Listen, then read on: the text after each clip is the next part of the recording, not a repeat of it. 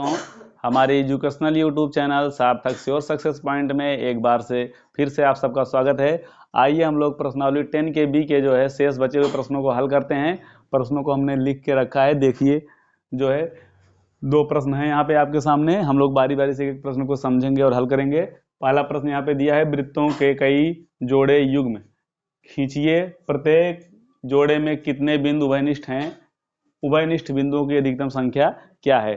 तो हमको यहाँ पे सबसे पहले वृत्तों के कई जोड़े युग्म बनाने हैं, यानी कि जितने पॉसिबल हो सकते हैं 2 वृत्त लेंगे और अलग अलग त्रिज्या के वृत्त लेंगे। ये भी नहीं कोई सर्वांगसम वृत्त लेना है, क्योंकि अगर वृत्त को हम लोग सर्वांगसम लेंगे तो सभी बिंदु उसमें उभयनिष्ठ हो जाएंगे। तो इसलिए हम लोग जो है पहले यहाँ पे 2 वृत्त बनाएंगे और देखते हैं कि जो है कितने वृत्त जो है कितनी स्थितियों में हम लोग वृत्त को खींच सकते हैं। तो सबसे पहले आइए हम लोग वृत्त बनाते हैं। 2 वृत्त, एक वृत्त हमने बनाया है, देखिए एक वृत्त हम लोग और बनाएंगे जो है। तो इस वृत्त को अगर हम लोग खींच रहे हैं तो एक तो स्थिति ये बन सकती है कि दोनों में से कोई भी बिंदु उभयनिष्ठ ना हो।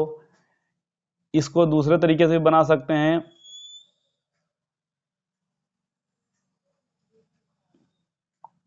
मान लीजिए एक वृत्त हमने खींच दिया, इसमें एक और वृत्त हम लोग छोटा सा बना सकते हैं।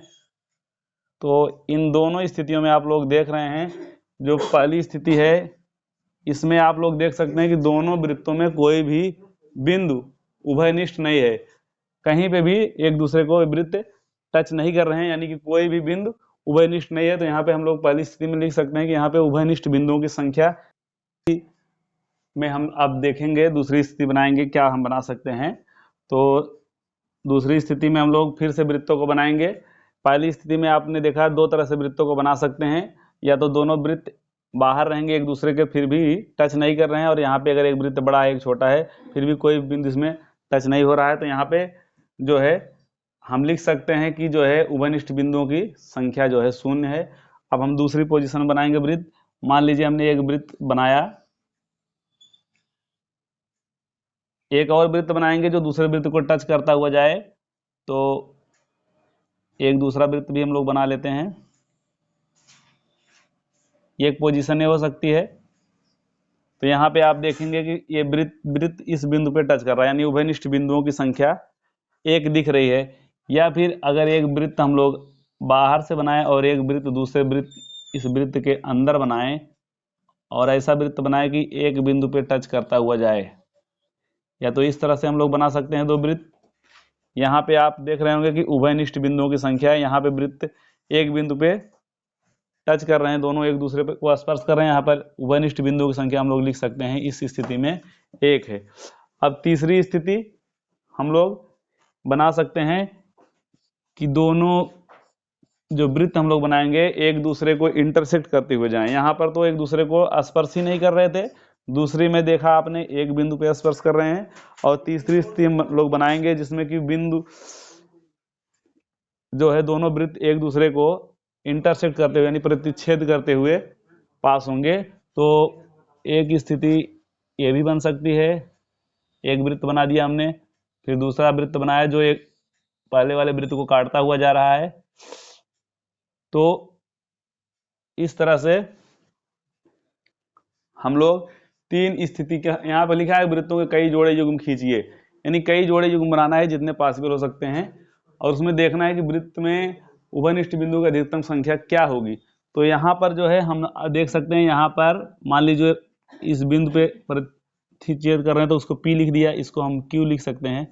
तो यानी आप देख सकते हैं कि 2 बिंदुओं पर ये दोनों एक दूसरे को प्रतिच्छेद कर रहे हैं, यानी अधिकतम जो इनकी संख्या हम लिख सकते हैं। जो प्रश्न में पूछा है कि उभयनिष्ठ बिंदुओं की अधिकतम संख्या, तो इसमें उभयनिष्ठ बिंदुओं की अधिकतम संख्या हम लोग लिखेंगे 0, इसमें हम लोग 1 लिख सकते हैं, और इसमें जो है 2, यानी अधिकतम उभयनिष्ठ अधिकतम बिंदुओं की संख्या 2, उभयनिष्ठ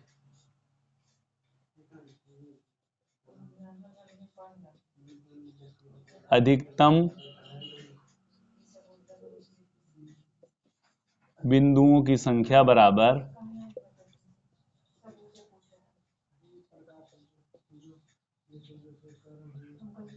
2। यही इसका जो है हल हो गया। बहुत ही आसान सा प्रश्न था। इसमें कई जोड़े बना करके देखना था कि कितने बिंदु अधिकतम उभयनिष्ठ हो सकते हैं। तो हम लोगों ने यहाँ पर देखा कि पहली स्थिति में वृत्त एक दूसरे को स्पर्श ही नहीं कर रहे हैं, दूसरे में एक बिंदु पे स्पर्श कर रहे हैं और तीसरे में एक दूसरे को जब इंटरसेक्ट कर रहे हैं तो दो बिंदु इसमें उभयनिष्ठ आ रहे हैं, यानी अधिकतम संख्या 2 हो सकती है। आइए हम लोग तीसरे का ए, क्वेश्चन नंबर 3 का ए हल करते हैं। इसमें दिया है कि मान लीजिए आपको एक वृत्त दिया हुआ है, तो सबसे पहले हम लोग एक वृत्त बनाएंगे, उसके बाद कह रहा है एक रचना करिए कि इसके केंद्रों को ज्ञात करने के लिए, यानी इसके केंद्र को हम लोग कैसे ज्ञात कर सकते हैं, इसके लिए हमको एक रचना करनी है। तो सबसे पहले एक हम लोग वृत्त बनाएंगे और किस तरह से वृत्त के केंद्र को हम लोग जो है ज्ञात कर सकते हैं उसके लिए एक रचना करेंगे। तो सबसे पहले आइए एक वृत्त खींचते हैं। तो एक वृत्त बनाएंगे सबसे पहले,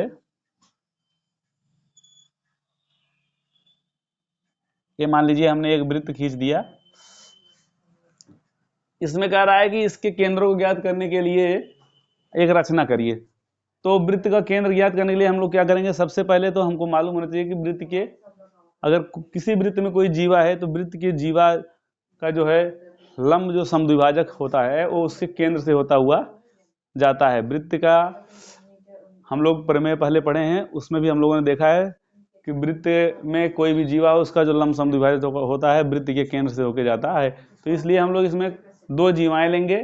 चलिए हम लोग सबसे पहले क्या करते हैं कि इसको जो है 2 जीवा खींचने के लिए कम से कम यहाँ पे 3 बिंदु ले लेते हैं। मान लीजिए एक बिंदु हो गया ए और दूसरा बिंदु मान लीजिए हमने ले लिया बी और तीसरा हमने ले लिया सी। उसके बाद हम लोग क्या करेंगे, इसको मिलाएंगे, ए से बी को मिलाया और दूसरा हम लोग बी से सी को मिला देंगे। इस प्रकार से 2 जीवाएं आपको प्राप्त हो जाएंगे। अब क्या करना है, इसका जो है लंब समद्विभाजक खींचना है इसका। तो लंब समद्विभाजक खींचने के लिए सबसे पहले हम लोग क्या करेंगे, मान लीजिए पहले ए बी का खींचते हैं। तो बिंदु बी और बिंदु ए दोनों जगह से बारी बारी से हम लोग इस जीवा के आधे से अधिक की त्रिज्या लेके इधर इधर दोनों तरफ चाप लगाएंगे। मान लो ऐसे ऐसे हमने लगा दिया, ठीक। और उसके बाद जो है ए पे रख के फिर चाप लगाएंगे ऐसे, ये ऐसे ही इसमें भी हमको करना है। जीवा बी सी, इसका भी जो है आधे से अधिक की त्रिज्या लेके, इस जीवा की जो लंबाई है उसके आधे से अधिक त्रिज्या लेकर के हम लोग जो चाप लगाएंगे यहाँ पे और यहाँ पे लग जाएगा और यहाँ नीचे लगाएंगे। तो इस प्रकार से ऐसे और ऐसे, और फिर जब हम लोग इस तरफ से लगाएंगे तो ऐसे ऐसे, इस को अब हम लोग मिलाते हुए लाइन खींचेंगे। तो इसको जब मिला के हम खींचेंगे एक लाइन,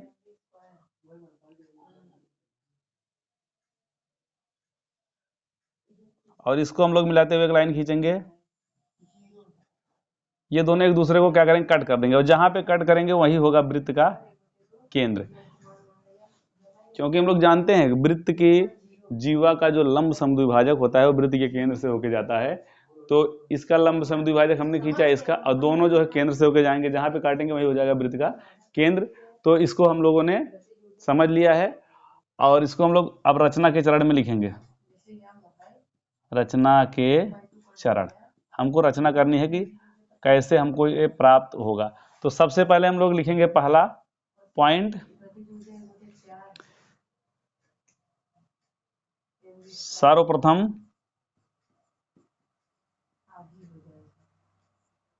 एक वृत्त खींचा, एक वृत्त, सर्वप्रथम एक वृत्त खींचा। उसके बाद हम लोग के वृत्त पर 3 बिंदु ए बी सी लिया। दूसरा हम लोग लिखेंगे कि वृत्त पर 3 अलग अलग बिंदु ए बी सी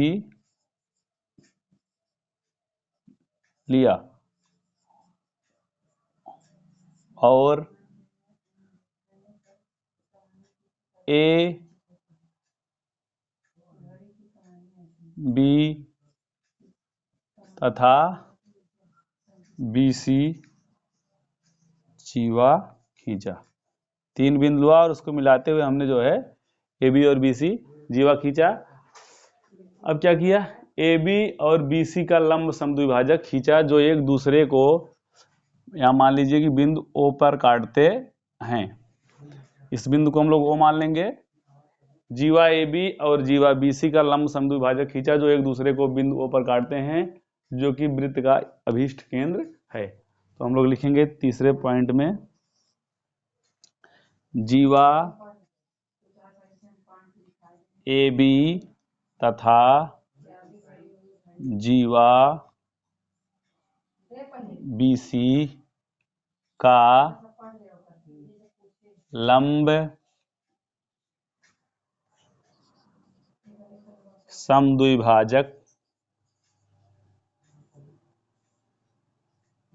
समद्विभाजक खींचा जो एक दूसरे को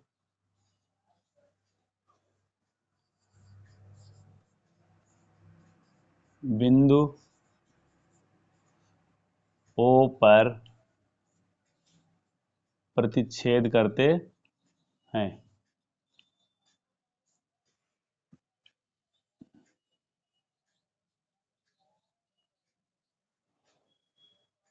जो एक दूसरे को बिंदु पर प्रतिच्छेद करते हैं। बिंदु O